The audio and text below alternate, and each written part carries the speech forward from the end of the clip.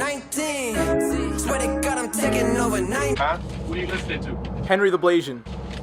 Brand new. I've been trying to fucking live. Silly, yo, I be gone like Cheerios.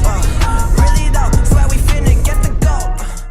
Yo, what's going on, guys? Henry the Blasian here, and welcome back to another video, man. As you guys can tell by the title, we've got a new set in NBA 2k21 MyTEAM, man. When you guys hop on over to the premium collections, go all the way to the far right, you can see we've now got a one-wheel rise playoff stoppers. And one thing I am noticing with this set, it's specific to one-wheel rise, so I have a feeling it's gonna have a big relation to this season with the Pink Diamond Steph Curry. But when we go ahead and take a look at the set here, you can see there's a Ben Wallace, Dennis Johnson, Doug Christie, Bill Walton, and Tony Allen, leading up to a Diamond Gary Payton rewards card. Now, we are going to dive into looking at the stats on this card on a website right here in just a second. But before we do, you guys know if you're new to the channel, make sure you hit that sub button. We're on the road to 300K, and every sub is appreciated on this journey. Let's also aim for 1,000 likes on today's video, man. But without further ado, let's go ahead and let's hop into the website there, and let's take a look at the stats of these new cards. Alright, so guys, as you guys can see right here, we've got the whole set in here, including one player we did not see in that set, Sapphire Walt Frazier. Now, what's interesting about this Walt Frazier is that he is a Spotlight Rewards card, which might hint at the fact that we are also getting a Spotlight Rewards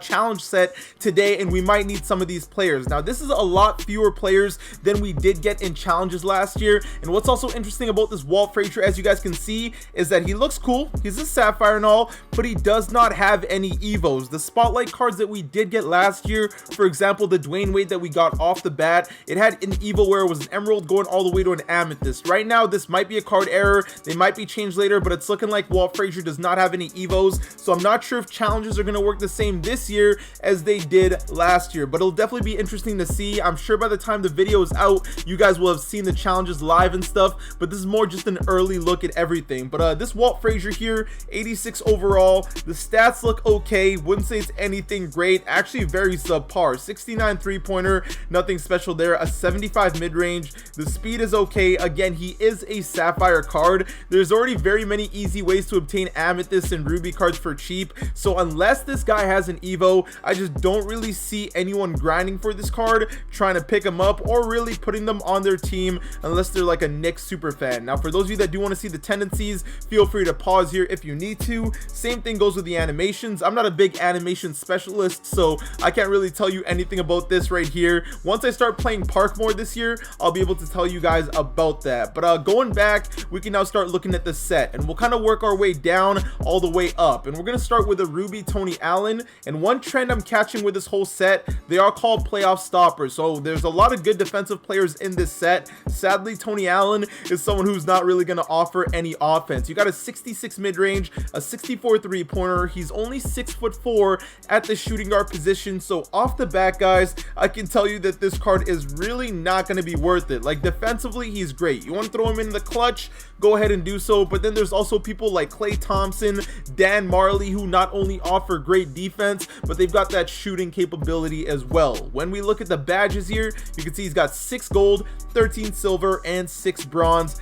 Nothing too crazy. Once again, shooting wise, that's just not going to happen, like I said before. Now, when we look at the tendencies, defensively, it's looking nice. Take charge, pass interception, shot contest, all not too bad. It's very early in the year to really worry about the tendos. That's more of a later year thing. And again, going back to the signature animations, not something I'm too familiar with, so feel free to take a look here if you need to. But I can tell you right now that this is a card that's really not going to be worth picking up. But jumping over to Bill Walton here, not a bad looking card. A center, seems like there's already a lot of centers in the game, especially because there was the Diamond Hakeem. You can get yourself that Diamond Boogie from packs. There is the free Bob Lanier you can get from packs. There's just a lot of centers that we're getting early on in the game. No complaints though. Centers are always a big part of the game early in the year. And his stats, again, not too bad, but nothing crazy. One thing that automatically drives me away from this card is not only is he 6'11", which is a decent height for a center, so he should have some kind of athleticism, at least you think. He's got 35 speed. Like, I'm pretty sure Rick Smits is faster than this card, and he is 7'4". For that reason, again, I just don't see this card being worth it. His free throw is okay, but the mid-range and three-pointer, that's just not really happening. I guarantee you Ruby Rick Smits is going to give you twice, if not 3 times the production of this Ruby Bill Walton. Once again, taking a look at the tendencies here, nothing too crazy. Same thing goes with the signature animations. Do with that what you will. Jumping into our first amethyst right here, it is going to be the amethyst Doug Christie. And Doug Christie was a card that was always able to play offensive and a little bit of defense, kind of like a clay card. And as you can see, he's got an 84 mid-range and an 83 pointer. Now he's got a couple shooting badges, but nothing to really back up that 83 point attribute. But shooting is a lot easier right now in unlimited up until they fix it. So if you want to get this card, go ahead and do so. Defensively, he is very nice. He's actually got pretty decent speed. 85 speed is a lot faster than Klay Thompson, standing at 6'6", so not a bad height. Pretty solid wingspan, and his hot zones are looking nice. 2 with the three-pointer right there. You catch him in the corner, that's going to be a snipe. It looks like he's got 1 Hall of Fame badge, and it's going to be off-ball pest. I was actually kind of worried it was going to be Hall of Fame clamps, because if it was Hall of Fame clamps, I know a lot of people would be on this card. But defensively, take a look at all those Hall of Fame badges, man. I mean, you've got the clamps, you got the heart crusher, defensive leader, intimidator, interceptor. Like, this card is really just packing a lot of heat defensively. Offensively, you're gonna have to add a couple badges for him to be a little bit more lethal, but he's not gonna be a card that can create a shot. Keep that in mind. He's gonna play like a Klay Thompson, play very solid defense, be able to shoot the 3 decently, although I still think I would take Klay Thompson or Dan Marley over this card. But all around, not a bad card. Once again, it is early in the year, so none of these cards are really going to be must-haves off the bat, but still not too bad so far. Jumping into this one, we got Dennis Johnson. Now this is a card I actually might be considering, but likely won't pick up because I already see that 63 pointer right away. But there really isn't any good defensive point guards in the game right now. Aside from you guys locking in for that pink diamond Bob Cousy, no one can really play defense like that at a decent height, and Dennis Johnson is going to be able to offer that. I mean, sure, offensively he is quite crippled. He's basically got a free throw and maybe a bit of a mid-range, and that's it.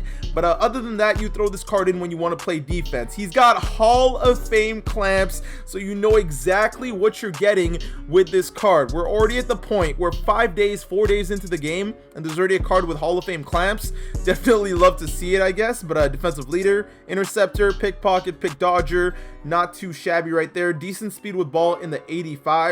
Looking at the tendencies, again, I don't pay attention much to this, but you guys go ahead. Too early in the year for me, and the same thing goes with the SIGs and the animations. Feel free to take a look at that, pause if you need to, but we're gonna jump right into the diamonds. And instead of looking at the reward first, we're gonna take a look at this diamond Ben Wallace, who again is another center that we are getting in the game very early on. Now he's actually got 3 Hall of Fame badges, but I've never been a big fan of the fact that he's 6'9", and I would usually play him at the 4, but this one is restricted to the center position. So for that reason, I don't see this card going for much MT, nor would I really recommend you put him on your team, because even though he's a diamond card, do not be fooled by the wrapper of the card. I still think Ruby Rick Smits is going to outplay him. The Diamond DeMarcus promo card that you get will outplay him, and I guarantee you Diamond Hakeem Olajuwon is going to put this card to work. But defensively, he's got great stats. I think he could be a card that you could put in defensively if he was able to play the 4, but the fact that he's only restricted to center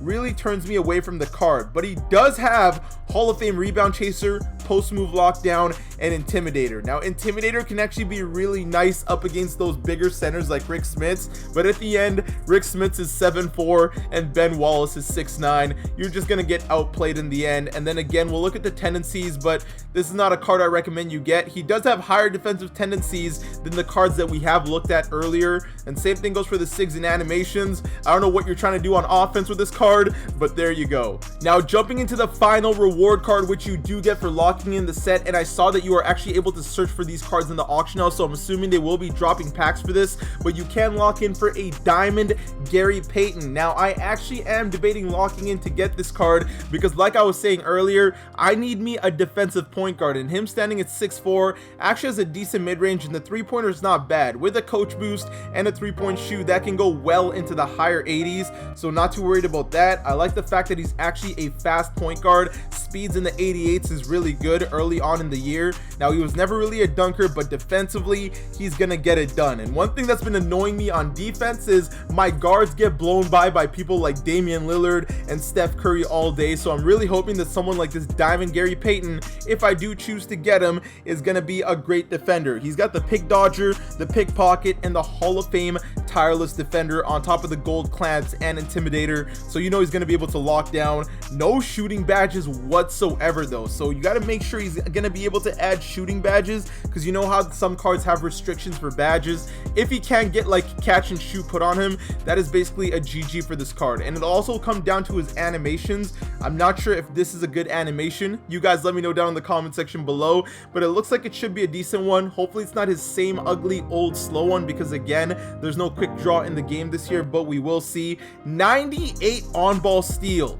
So yeah, you know this card is definitely gonna give you the work on defense. Do I think this card is gonna be worth locking in though? I'm probably gonna say no. Him being a 6'4" point guard, I feel like is gonna get outdated in a couple weeks. And as good as he is defensively, I really don't know what he's gonna offer me on the offensive end. And playing defense honestly isn't as hard this year. I would just like a card that would literally make me put no effort on defense if I didn't need to. Again, against those dribble ball handlers, demigods like Lillard and Steph Curry, who can create a shot so well, that's kind of when you want someone like Gary Payton. But I just don't see this set being worth it, because aside from Gary Payton, I really would not use anybody else in this set. If I had to use someone, it would probably be the Doug Christie, but even that's going to be a bit debatable when you got people like Allen Houston, Mitch Richmond, Klay Thompson, Paul George, just so many options already early in the year for me to not really think about this card. But yeah, this is the new set right here, guys. I didn't really want to answer the question of are these cards worth it or not. Kind of just wanted to give you guys a first look and have you guys decide before the packs are out. But with that being said, this is going to be the end of the video. If you guys did enjoy the video, don't forget to leave a like, and for you new viewers, you know you got to hit that subscribe button and join the Blasian Nation, man. I want to thank you guys for watching. I hope you all have an awesome day, and take care.